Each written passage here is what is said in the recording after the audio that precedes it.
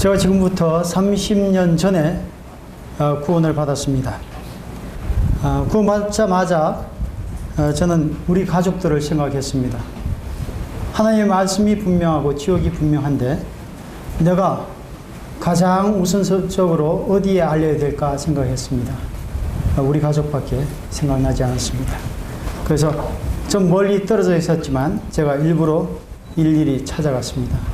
우리는 이남 이녀 이렇게 사남매가 우리의 형제입니다.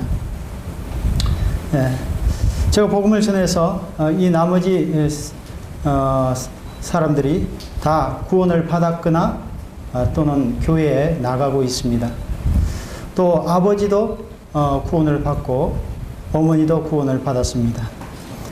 제가 참 지나고 보면 아버님께 효도한 것이 하나도 없어요. 아버님 돌아가셨는데 정말 너무 불효자예요. 어떤 행복도 저를 통해서 드리지 못했는 것 같습니다. 다만 한 가지 위로받는 것은 아버님이 천국에 가셨지 하는 것입니다. 제가 복음을 전하고 아버님이 그것을 받아들여서 영생을 얻었습니다. 어머니는 81세신데 기도의 자매입니다. 매일 2시간씩 새벽에 기도하십니다. 그렇게 일정하게 하시는 분을 제가 들어보지도 못했어요. 입을 열어서 기도하십니다. 25년 구원받으신 지가 25년 정도 됐는데 지금까지 하루도 빼먹지 않고 거의 언제나 가보면 새벽에 꼭 소리를 내서 이렇게 기도하셨습니다. 아마 그 어머니의 기도 때문에 제가 여기에 서 있는지도 모르겠습니다. 그리고 기도 후에는 성경을 계속 읽으십니다. 그 어머니가 지금 병원에 계십니다. 제가 이번 한국에 나오는 여행을 계획하지 못했었는데 저를 사랑하는 형제들이 나오기를 요청했습니다. 그래서 그것을 따랐고 이렇게 나와서 어머니께 홀로 사시는 어머니께 인사를 드렸는데 입이 이렇게 턱이 이렇게 돌아가는 것을 봤어요. 뭔가 이상하다. 그리고 머리가 자꾸 아프시다는 거예요. 언제부터 그랬습니까? 물어보니까 1월 달부터 그랬다. 이랬습니다. 그래서 뭔가가 있다 생각하고 제가 그 가까운 병원, 동두천 가까운 병원에 갔는데 MRI를 찍어봐야지 확실한데 해서 찍었습니다. 그랬더니 뇌 종양이 2.54cm 이렇게 자라 있었습니다. 이것이 조금만 더 되면 이게 생명이 위험한데 그 전에 발견하게 되는 거죠. 그 의사가 참 행운이십니다. 이렇게 얘기를 했습니다. 또 어머님이 비록 81이지만 건강하세요. 요거 수술을 잘하면은 백수하실 것입니다. 이렇게 그 의사 선생님이 말씀하셨습니다. 그래서 수술을 했는데 턱이 다시 돌아왔어요. 지금 병원에 계십니다마는 참 놀랍지 않습니까? 제가 만약에 필리핀에서 어머님이 홀라 계시는데 반수불수가 됐다든지 돌아가셨다든지 이런 소리를 들으면 얼마나 가슴이 아팠을까요? 근데 주님이 나도 생각하지 못한 그때에 알맞은 때에 이곳에 오게 하셨습니다. 그리고 그것을 보게 하셨죠. 보니까요, 회복이 잘 돼가지고 아주 정신이 좋고요, 여전히 기도를 하실 것 같습니다. 참 하나님의 때는 놀랍게도 우리가 생각하는 그 이상으로 모든 것이 아름답게 변하는 것을 보게 됩니다. 한 가지 더 간증을 드리겠습니다. 제가 2년 전에 한국에 나왔을 때 얘기인데 나왔다가 돌아갈 때 인천공항에서 제 수첩 안에 있던 아이카드를 잃어버렸습니다. 그것은 필리핀 정부에서 제공하는 선교사 자격, 선교사 활동을 할 수 있는 자격이었습니다. 그것이 없으면 입국 자체가 안 됩니다. 그래서 인천공항에서 2시간 남겨놓고 도착했는데 그것을 찾기 위해서 이리저리 막 분주하게 다녔습니다. 그리고 알리고 방송해달라고 그리고 연락을 계속 취해달라고 하는데 소식이 없어요. 그래서 다른 방법이 없나? 없다고 하는 거예요, 처음에. 그러다가 이제 점점 이제 시간이 얼마 안 남았을 때 제가 매니저를 만나겠습니다 했더니 한 가지 방법이 있다. 그건 뭐냐면 오는 표를 끊으면 된다 이랬어요. 제값을 주고 이렇게 끊었습니다. 우리는 보통 저가 항공을 타는데 이것은 제값을 더 이상 주고 이렇게 샀습니다. 한 달 후에 나오는 조건이었습니다. 그래서 한 달 후에 제가 나올 때 이미 제 다리가 퉁퉁 부어 있었습니다. 필리핀은 의료 시설이 별로 안 좋고요. 참 낙후되어 있을 뿐만 아니라 우린 모기에 물린다든지 개미에 물리면은 끌고 말지 않습니까? 저도 똑같이 생각했습니다. 끌고 말라고 했는 거죠. 바쁘기도 하고 끌고 말라고 했는데 점점 커지니까 나중에 약도 바르고 이랬습니다.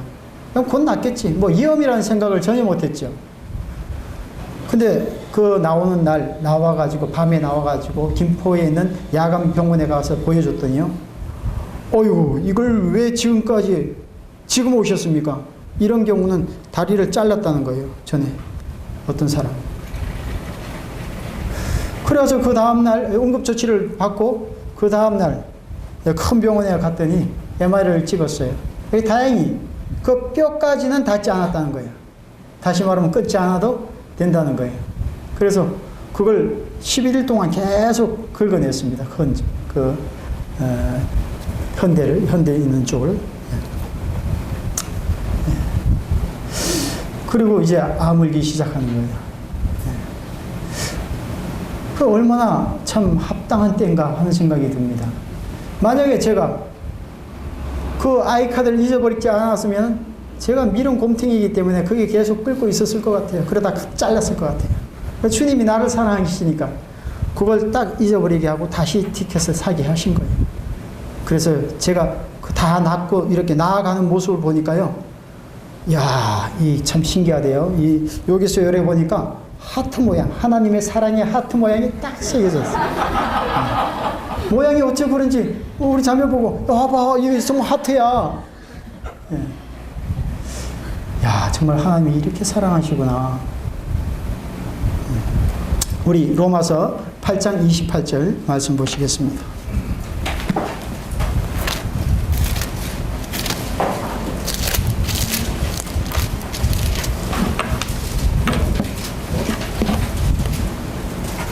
로마서 8장 28절 말씀입니다. 같이 읽겠습니다.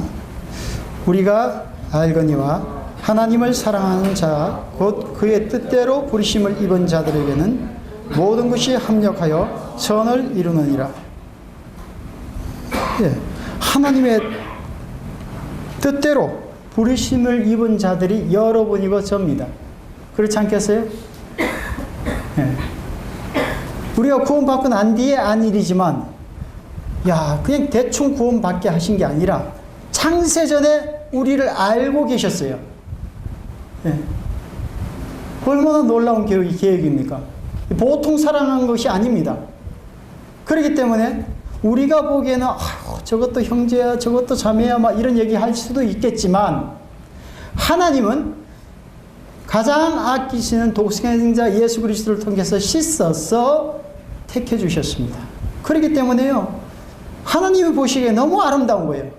너무 귀하고 하나도 버릴 자신의 아들, 딸이 없는 거예요. 우리가 그 중에 있습니다. 하나님의 뜻대로 부르심을 입은 자들에게는 모든 것이 합력하여 선을 이루느니라. 이것이 우리로 하여금 마음을 편안하게 합니다.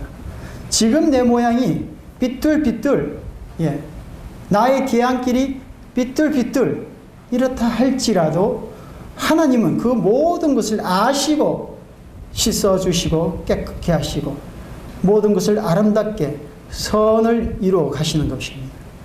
그래서 필리핀에 보면은 이 공산품이 굉장히 귀합니다. 못 하나도 굉장히 비쌉니다. 그래서 목수들이 또는 집에서 뭘 고칠 때 다 구부러지고 녹슨 이 못도 전혀 버리지 않습니다. 그걸 다 잘 놔둬요. 그러다 다른 것도 고칠 일이 있으면 그걸 딱딱 펴가지고 정말 우리가 볼 때는 다 버려야 할 것인데 녹슬고 삐뚤어진 거, 예. 그걸 펴가지고 쓰는 거예요. 딱, 예. 요거 하나로 없어가지고 일 못 마치는 경우도 있지 않습니까? 하나도 버리지 않아요. 하물며 우리가 얼마나 좋은 길로 더디펴졌습니까? 하나님이 우리 버리지 않습니다. 하나님이 우리의 모양이 지금 이렇다, 또 뒤안길이 이렇다 할지라도 가장 그때에 아름답게 하실 것입니다. 여러분, 이거 믿고 우리가 마음을 쉴 수가 있는 거예요. 얼마나 우리가 자주 불안, 초조, 낙심하고, 예, 이런 것을 자주 느낍니까? 이것은 우리의 시점에서 그렇습니다. 그러나 하나님은 우리를 정말 사랑하시기 때문에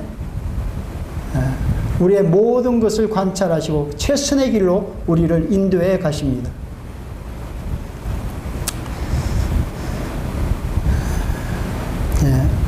우리가 생활할 때 참으로 광야를 걷는 것 같은 나그네와 같은 그런 느낌을 들 때가 참 많이 있습니다. 뭐 울퉁불퉁 돌불에 걸려서 넘어질 듯 안 넘어지고 또 걸어가고 또 넘어지기도 하고 그러면서 우리가 걸어갈 때가 종종 있습니다. 정말로 기도를 해야 되는데 더 세게 기도해야 되는데 기도가 나오지 않는 그런 때가 있습니다. 탄식하는 그런 때가 있습니다. 저는 요번에 나와가지고요, 야, 누가 나를 위해서 기도해 줬을까? 주님, 내게 그 증거를 한 명이라도 보여주십시오. 이렇게 기도하고 나왔습니다, 사실. 근데 전국의 몇 교회를 돌면서 그리고 전혀 거기는 계획이 없던 곳인데 그 교회를 방문했는데 어떤 자매님이 그러시는 거예요. 형제님이 전하시는 곳이 산마리노죠.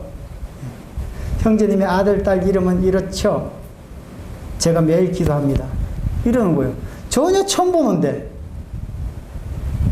그때 제가 마음이 다 놓였습니다. 하나님 응답해 주셔서 감사합니다. 보게 해 주셔서 감사합니다. 누군가 저를 위해서 기도하군요. 제가 급전이 필요해가지고 우리가 또 남한테 알리면 이게 또 믿음에 지장이 되지 않습니까? 믿음도 없게 그걸 알리냐 이렇게 되지 않습니까? 그래서 티켓을 싼 거 끊고 거기에서 일할 게 없으니까 나와가지고 조용히 일을 했습니다. 한 달 만에 돈을 일정액을 들고 들어가야 되는 거예요. 어디 뭐 제가 일할 게 뭐 있습니까? 막노동이죠. 뭐. 그래서 그럼 평범하게 7만 원짜리 그거 해왔자 1만 원 떼고 이러면 6만 원밖에 못 벌어요, 하루에. 그리고 어떻게 해야 돼요? 남 안 오는 거 비싼 일만 해야 되는 거예요. 그래서 곰빵이란 거 들어보셨습니까? 여러분, 제 아들한테 제가 그 경험하고 난 뒤에 야, 성규야, 너 그 노가다부터 일해야 돼. 세상 나가서 저기 학교 졸업하고 너가 아무리 뭐 대학교 나오고 이래도 노가다부터 하면은 뭔가 많은 것을 배운다. 이런 얘기를 하는데 제가 곰빵을 이 대리석을 들고 6층, 7층, 5층, 4층 이렇게 다 풀어놔야 돼요. 그 아래서부터 모래 찜통 해가지고 올려놓습니다. 요거 노가다 하는 사람들 요거 안 하려고 그래요. 너무 힘들기 때문에. 근데 요거 잘하면요 7만 원짜리가 아니라 14만 원까지 줍니다.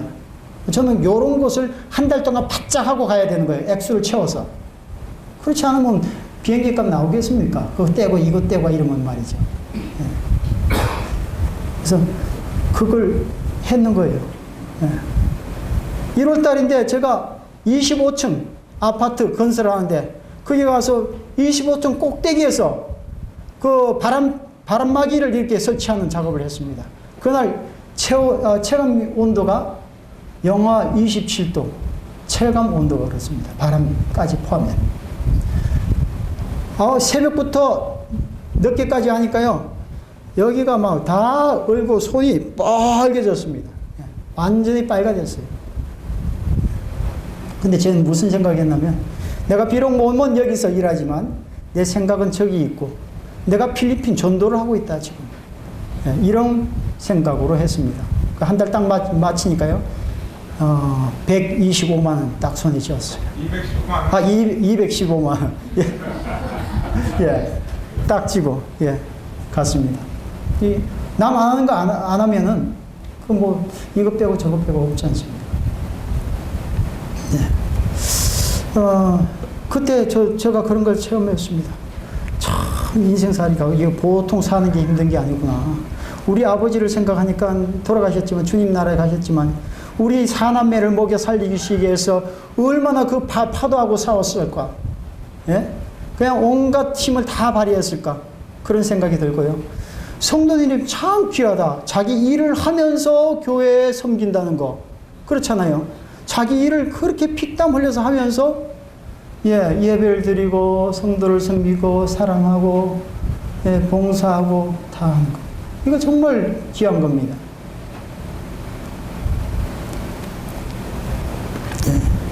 이렇게 우리가 광야를 걷는 것 같은 이러한 때 주님께서 우리를 아십니다.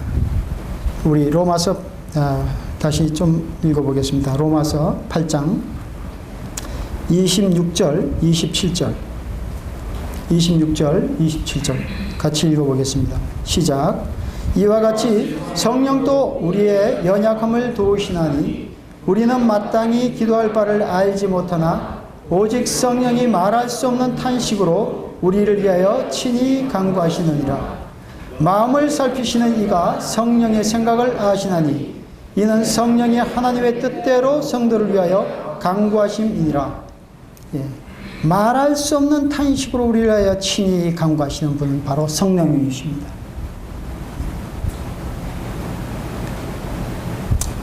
우리가 정말 기도해야 되는데 기도가 나오지 않은 그러한 때에도 성령께서 대신 탄식하면서 하나님의 뜻대로 기도해 주십니다. 여러분 이것을 믿으십니까? 그렇기 때문에 우리가 살고 있는 겁니다.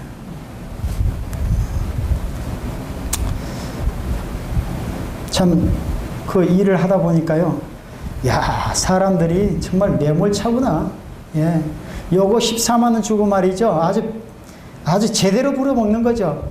밥 먹는 시간도 10분밖에 안 줘요, 그냥. 그러니까 제가 그 한 달 동안 추위에 떨면서 그 일하고 난 뒤에 딱 돌아가니까요. 와, 단련되는 거예요. 이 가끔 말이죠. 이런 게 필요합니다. 일부러라도 말이죠. 전투, 하는데, 훈련 받는데 가가지고 말이죠. 한 달 바싹 하고 나을 필요가 있습니다. 선교사들 뿐만 아니라 성도님들도 그럴 필요가 있을 것 같아요.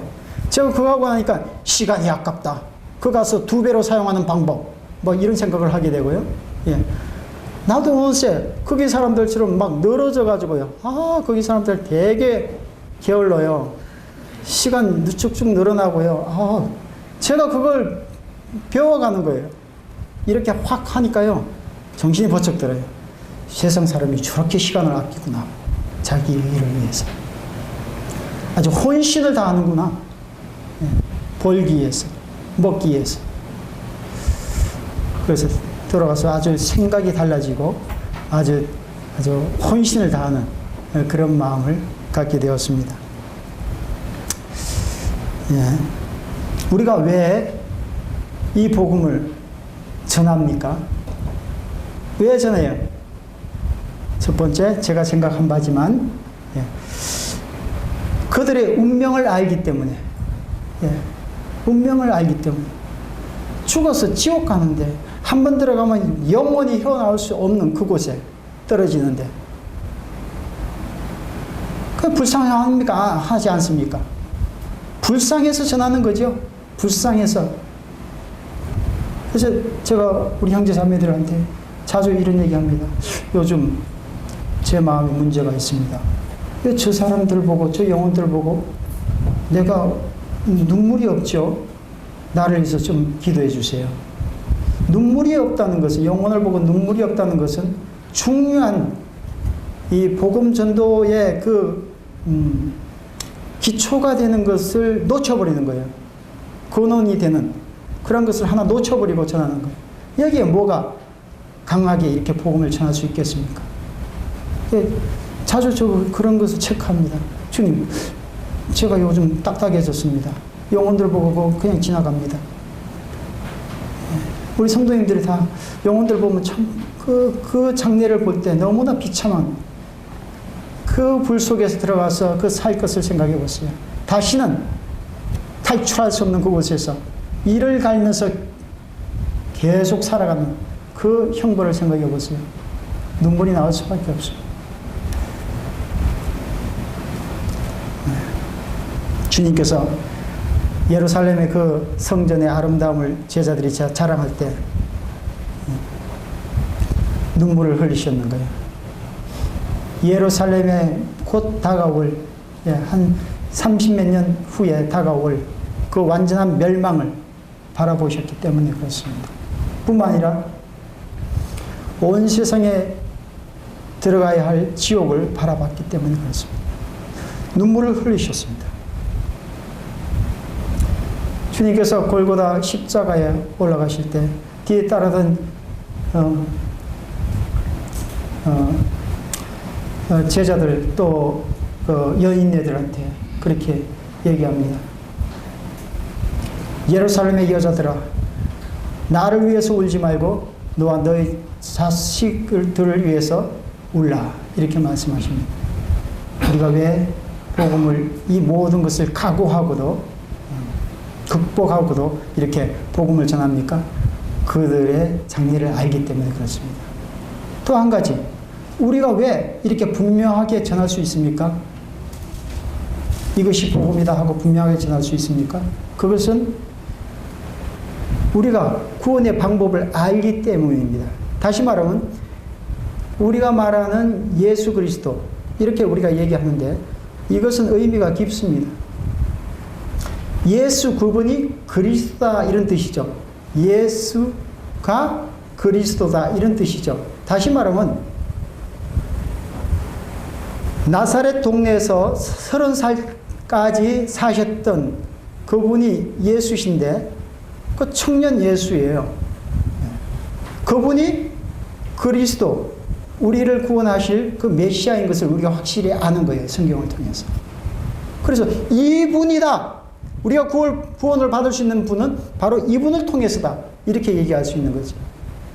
우리는 자주 예수님의 인성에 대해서 놓쳐버리고 이 말씀을 읽는 경우가 있습니다. 그러면 마태마가 누가 요한복음이 그냥 평면적으로 읽어지기 쉽습니다. 이 말씀이요, 굉장히 급박하게 움직이고 예수님이 그때마다 압도하는, 질문에 대해서 압도하는 그런 말씀으로 계속 이어져 나가는데요. 이렇게 입체적으로 좀 표현이 그렇습니다만은 읽어지려고 한다면 그때에 반대하는 사람들의 생각을 알아야 될 것 같습니다. 그럼 왜냐? 바로 예수 그분은 나사렛 동네에서 30살 때까지 살은 그 청년 예수예요. 그 동네 사람들은 다 압니다. 야, 예수 걔는 참 보통은 아니다. 뭐 부모님한테 순종 잘하지, 친구들한테 인기 좋지, 착해서 우리한테 예의 바르지, 참 보통은 아니다. 그리고 자기 자식들을 그냥 교육시킬 때 때리면서, 예? 어이구, 예수 반의 반만 좀 쫓아가라. 다시 말하면 예수님은요, 그때 당시에 뭡니까? 엄마 친한 아들, 그 엄친아예요. 그래서 다 예수님 참, 아이고, 참 귀엽기도 하지. 다 그래요. 그 아버지 요셉도, 목수로서 일하면서, 예수야, 이리 와라. 이것 좀 해봐라. 잘해요. 예, 아버지. 순종하면서, 예. 그래서 처음에는 뭐 하나하나 이렇게 도와주다가 나중에 하나 제대로 떼가지고 한번 만들어보라 해도 잘 만들고, 집수리 누구네 집에 가서 해주자, 같이 해주고. 아버지가 보통 기쁨이 아니에요. 너무 순종 잘하고 정확히 하고 지혜도 많고 그랬어요. 그 동생들도 예수님 동생들 있습니까? 주르륵 있었죠. 그죠? 남동생이 주르륵 있어요. 그들이 얘기하기를 우리 형아가 최고야. 예. 왜냐하면 항상 형아는 동생들을 위하고 사랑하고 친절하고 돕고 이랬기 때문에 동생들도 우리 형아가 최고야. 그 여동생들도 있었습니까? 예, 있었습니다. 여동생들. 예, 있었습니다. 우리 오빠가 최고야. 너무 좋아, 우리 오빠가. 그랬던 예수입니다. 그런데 오늘 30살 딱 되시자. 여러분, 구약 성경에서 그렇게 예언되어졌던 그 메시아가 오신다고 했던 그 메시아가 바로 나입니다 하고 얘기하는 거예요. 그러니까 사람들이 다 그거는 아니지. 우리가 정말로 예수에 대해서 칭찬을 해. 예, 우리 동네에서 정말 괜찮은 사람이에요. 어떻게 학교도 다니지 않고 저렇게 많은 것을 알고 지혜로울까? 친절할까? 따뜻할까? 그것은 인정하지만 그 그리스도는 아니지. 이렇게 되는 거예요. 동생들도 뭡니까? 형아가 좋긴 좋은데 그건 좀 아니다. 형아가 주장하기를 나는 하나님의 아들이다. 이렇게 말씀하셨어요. 이 얘기는 무슨 얘기냐면 내가 하나님과 동등되다 이런 뜻이에요. 그 믿지 않는 사람들 입장에서 볼 때, 유대인들의 입장에서 볼 때 이건 돌을 당장이라도 쳐가지고 죽여야 할 이러한 일입니다. 네. 우리가 그렇게 안식일을 열심히 지켜가지고 예배를 드렸는데 그 대상이 너라고 이렇게 되는 거죠. 요거 우리가 마음에 두지 않고 사복음서를 읽으면요 아주 김 빠진 것 같습니다. 네. 이렇게 살아 움직입니다. 주님이 그 반대하는 세력들이 언제라도 죽일 듯한 달려드는 그리고 올무를 놓고 묻는 이런 말에 대해서 압도하면서 계속 가리키고 있습니다. 근데 말로 가지고 잘 안 돼요. 그리고 그 동네에서는 믿지도 않아요. 아이고 우리가 그 아버지가 누구고 그 엄마가 누구고 다 알고 내가 갔을 때 예수 똥 닦이는 걸 내가 봤어. 마리아가 똥 쌌습니까? 안 쌌습니까? 예수님 똥 싸셨습니다. 예. 예, 자꾸만, 예. 그 완전한 사람의 예수. 그분이 우리의 그리스도인 것을 우리가 압니다. 어떻게 알아요? 그 압도하는 말씀도 정말 우리가 양심이 있으면은 그 말씀으로 충분히 알아봅니다. 실례로 안드레 같은 사람은요, 예수님과 단 한 번 그날 잤는데 자고 일어나서 와 우리가 메시아를 만났다. 베드로한테 가지고 형아 우리가 메시아를 만났어. 그 구약신가 시대 때 계속 얘기하고 세례 요한이 말씀 계속 전해왔던 그 메시아를 우리가 만났다는 거예요. 양심이 살아있으면 예수님의 숨결을 통해서도 하나님의 아들 그 메시아 그 그리스도 그것을 알아봤습니다. 근데 사람들이 이 마음이 딱딱하니까 그것을 놓쳐버리는 거예요. 계속. 어떻게 예수님이 증명하십니까? 최종적으로. 뭐 이런 것들 병자들이 다 그냥 막 바로 낫고 그죠? 이런 걸로도 충분히 보여줬습니다. 뭐 어떤 병자가 왔는데 아이고 요건 좀 힘들겠네 내일 오라고 이런 적이 없어요. 바로 낫습니다. 바로. 예. 예수님이 탄 배에 말이죠. 풍랑이 일어가지고 완전히 뒤집힐 그러한 지경에 이르렀습니다. 그때 예수님께서 뭐라고 하십니까? 바람과 바다를 꾸짖으십니다. 잠잠하라고. 그랬더니 바로 쫙 잠잠했습니다. 제자들이 뭐라고 놀랍니까? 저가 뉘기에 바람과 바다를 파도를 잠잠하게 하는 거. 하나님의 아들이 아니면 도저히 있을 수 없는 일들이 지금 일어나고 있는 겁니다. 그 하나만 봐도 막 하나님을 경외하듯이 경외해야 되는 거죠. 그 순간.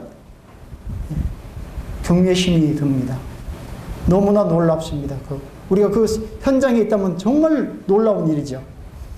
죽은 사람은 한두 명 일으키는 거 아니죠. 심지어는 죽어가지고 아직 무덤 속에 들어가 있는데, 그리고 냄새가 날 4일째 무덤 문 열고 나오게 하십니다. 나사로야 나오너라. 나오는 거예요. 그 나사로 부활을 통해 가지고요, 그때 당시에 그렇게 의심에 많이 찼던 사람들도 맞는 것 같아 끄떡끄떡거리기 시작합니다. 예. 하나님의 아들인 것을 분명하게 드러내줘야 되는 거예요, 예수님이. 예. 마지막으로 어떻게 합니까? 자신의 죽음 후에 스스로 나옴으로 하나님의 아들인 것을 증명해 놓았습니다. 그때 비로소 동생들도 우리 형아가 메시아가 맞는가 봐. 다 돌아서기 시작합니다. 부활 후에 그 의심 많이 쫓아다녔던 제자 중에 또 동생들도 믿었습니다. 그리고 제자들이 다 보는 가운데 승천에 올라가셨습니다. 이게 그 잠깐의 마술쇼로 되는 게 아니지 않습니까? 확실히 이분은 하나님이십니다. 이분은 우리를 구원해 주실 그 구약 성경에서 그렇게 예언되어졌던 메시아인 것입니다. 그러니까 우리가 구원의 방법을 확실히 알기 때문에 분명하게 얘기할 수 있는 거죠. 자, 우리가 왜 복음을 전합니까? 그들의 장래를 알기 때문에 비참합니다. 그리고 우리는 그 방법을 알고 있습니다. 바로 그 예수가 하나님의 아들인 것을.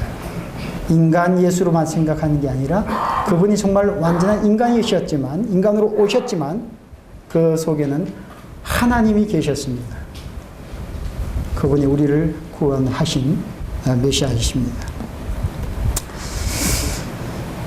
제가 이 화면에 신발을 두 짝을 이렇게 찍어놨습니다. 보셨습니까? 하얀 신발, 깜장 고무신, 두 개 있습니다. 그 나라는 6개월은 비가 오는 우기입니다. 6개월은 비가 안 오는 건기고요. 비 오는 날에 구두 신고 나가서 전도가 되겠습니까? 아마 선교사들 중에서 고무신 신고 다니는 사람은 저밖에 없을 겁니다. 저는 가만히 생각하니까 구두가 아니다, 고무신이다 생각했습니다. 그래서 고무신 신으면 참 편해요. 비 와도 괜찮고, 또 막 금기 때 덥잖아요. 더워도 괜찮아요. 구두는 더 냄새가 납니다. 그거. 그래서 저는 하얀 고무신, 깜장 고무신 이렇게 두 개가 이렇게 사용되는데, 그 전에 물론 다른 신발을 많이 사용했습니다만은 최근에 이제 고무신, 깜장 고무신, 하얀 고무신 이렇게 신고 있습니다. 이 고무신이 나들나들하게 다 떨어졌어요. 그냥 아주 종이장처럼 얇아졌어요. 그래서 제가 본드를 딱 대고 그 고무판을 다시 밑에 댔습니다. 혹시 거기까지 보셨어요? 층이 좋습니다. 또 신고 다닙니다. 제가 왜 이걸 찍어놨냐면요, 전도는 발로 전하는 것이지 말로 전하는 것이 아니다, 이런 생각이 들어서 찍어놨습니다. 많은 선교사들이요, 이렇게 먹이를 양식장에서 이렇게 뿌리면 말이죠, 양어장에 그 고기들이 막 몰려듭니다. 그런 거 보셨어요? 그들은 배고프고 선교사는 물질이 좀 있어서 뿌립니다. 주르륵 몰려들고. 그럼 어때요? 와, 부흥 되는 거죠. 막 찍어댑니다. 본국에 보고해요. 기분 좋습니다. 내가 기도했던 그 선교사님이 대박을 터뜨렸으니까. 그렇게 뿌려가지고 와가지고 찍고 또 반복해서 뿌리고 이렇게 하는 것은요, 훗날 예배당만 덩그러니 남아있어요. 제가 복음 전하기 전에 그런 것을 살펴봤습니다. 왜 이러지? 서너 개가 그러네. 텅 비어가지고 저쪽에 보니까. 그래서 가만히 생각해 봤습니다. 복음은 찾아가서 그 상태를 보면서 계속 성경 공부해 나가는 거지. 그냥 뿌려가지고 자연스럽게 오는 이런 것은 선교사가 없어지는 그때 더 이상 먹을 것이 없네 하고 나가버립니다. 아주 깨끗하게 나갑니다. 염치도 없습니다. 그러니까 이렇게 성경 공부를 해 나가는 거 굉장히 중요합니다. 저는 복음을 전할 때 복음의 핵심이 십자가의 그 죽음을 통해서 우리가 완전한 죄 사함 받은 이 놀라운 것을 감춥니다. 감춥니다. 예수님이 얼마나 자주 이 복음을 감추어요. 자꾸만 예수님이. 저들이 깨달을까봐 감춥니다. 비유로 왜 말씀하셨어요? 못 알아듣게 하려고. 강팍한 사람들이. 예. 그렇습니다. 복음 절대 처음에 풀어주면 안 됩니다. 심지어는 몇 년 걸려도 지금 안 풀어집니다. 그냥 성경 공부해 나가는 거예요. 왜냐하면 초대교회 때 3,000명이 구원받고 5,000명이 구원받고 이런 역사들은요, 그 유대인들이 이미 구약 성경을 달달달달 외우다시피 한 그런 때입니다. 그리고 메시아를 그렇게 간절히 기다려왔던 그러한 때입니다. 우리로서는 어쩔 수 없는데 메시아가 오면 우리의 모든 것을 자유롭게 하실 것이다. 이렇게 기다려왔고 그 지식을 풍부합니다. 이런 상태에서 베드로가 말씀을 전하니까 그분이 이분이구나. 바로 영접할 수 있는 거예요. 우리는 이방인이기 때문에요. 이 배경이 너무 약합니다. 그래서 구약에서부터 신약까지 배경들을 그냥 공부해 나갑니다. 그러다가 어느 날 한 1년이나 2년 지나서 살펴보니까 뭐 어떻게 회개해야 되는지 회개의 심정이 일어났을 때 그때 그것을 딱 얘기하면요 너무나 분명합니다. 제가 이렇게 전도했더니까 어떤 분이 들어보더니 연대기 성경하고 똑같네요. 뭐 이래요. 난 연대기 성경이 뭔지 몰랐어요. 요번에 하여튼 연대기 성경 하나 갖고 가보려고 그래요. 내가 전행가하고 난 스스로 깨달은 건데 그게 뭔지 한번 보고 싶어요. 참고할 거 있으면 참고하고. 근데 어떤 그 이론 가지고 그 했던 방식이 중요한 거 절대 아닙니다. 성령은 우리가 주시는 자신에게 주신 그 방법을 주님이 사용하시는 것 같아요. 우리가 전도할 때 부지런하게 사실은 다녀야 합니다. 이 친구 아이고 요번 주 또 들어왔네. 한번 터치해줘야지. 다음 주 또 들어왔네. 터치해줘야지. 이거 자꾸만 못하면요 놓쳐버리고 맙니다. 스스로 오는 거 그거는 뭐 특별한 경우죠. 뭐 이익 때문에 오는 거고 그런 것이 많죠. 제가 전도할 때 이렇게 계속해서 발로 뛰게 이렇게 기도해 주시기를 바랍니다. 한번 기도하고 마치겠습니다.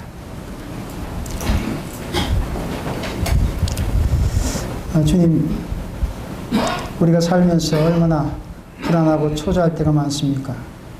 또 내 모습을 볼 때 참 내가 나를 봐도 낙심스러운 이런 때가 얼마나 많습니까? 그러나 이런 것들은 다 마귀가 주어서 선한 일을 하지 못하게 하는 경우일 수밖에 없습니다.